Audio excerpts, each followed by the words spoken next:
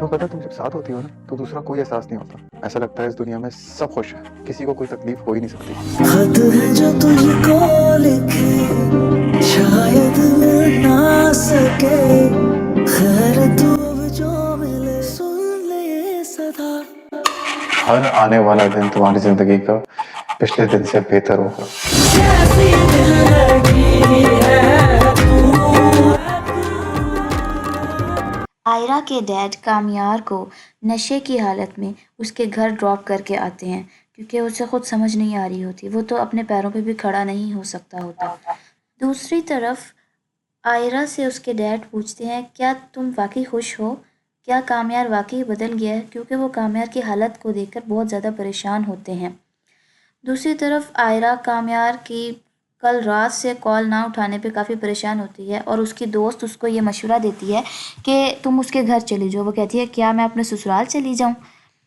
دوسری طرف کامیار کو بے ہوشی کے بعد آہستہ آہستہ ہوش آنے لگتی ہے اور جب وہ اٹھتا ہے تو اس کا سر چکرا رہا ہوتا ہے.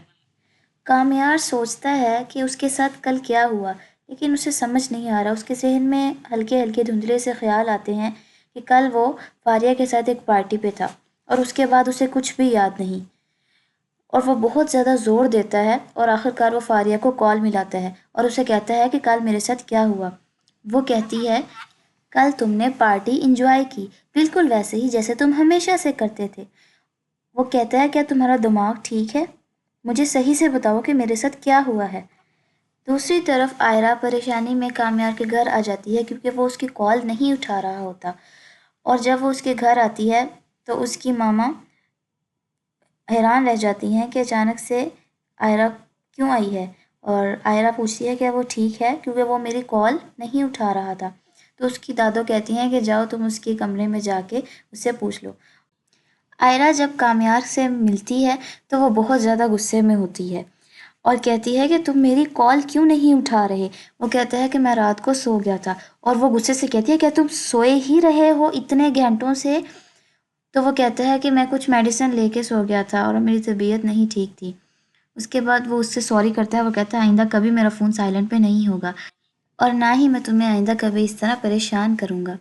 اور دوسری طرف کامیار آئرہ کے بابا سے جا کے سوری کرتا ہے اور وہ کہتا ہے انکل یہ سب کچھ انجانے میں ہوا, مجھے بالکل بھی نہیں پتا تھا کہ میرے ساتھ کیا ہو رہا ہے اور آپ پلیز اس بات کو سمجھیں. دوسری طرف آئرہ کو کامیار کی کال آتی ہے. وہ اس سے پوچھتا ہے کہ کیا اگر مجھ سے کوئی ایسا غلط کام ہو جائے جو تمہیں پسند نہیں تو تم کیا کرو گی. تو وہ کہتی ہے کہ میں ہرٹ ہوں گی اور تمہیں چھوڑ دوں گی. یہ بات سن کر کامیار بہت زیادہ پریشان ہو جاتا ہے اور وہ گہری سوچ میں چلا جاتا ہے. دوسری طرف شادی بالکل قریب آ چکی ہوتی ہے اور شادی کی تیاریاں شروع ہو جاتی ہے. سب لوگ بہت زیادہ خوش ہوتے ہیں اور آئرہ بھی بہت خوش نظر آ رہی ہوتی ہے. سب لوگ مہندی والی رات کو انجوائے کر رہے ہوتے ہیں. کیا آئرہ اور کامیار کی شادی ہو سکے گی؟ آپ لوگوں کے مطابق کیا خیال ہے؟ آپ لوگ کمنٹ میں ضرور بتائیے گا. Please like share and subscribe my channel. Thank you.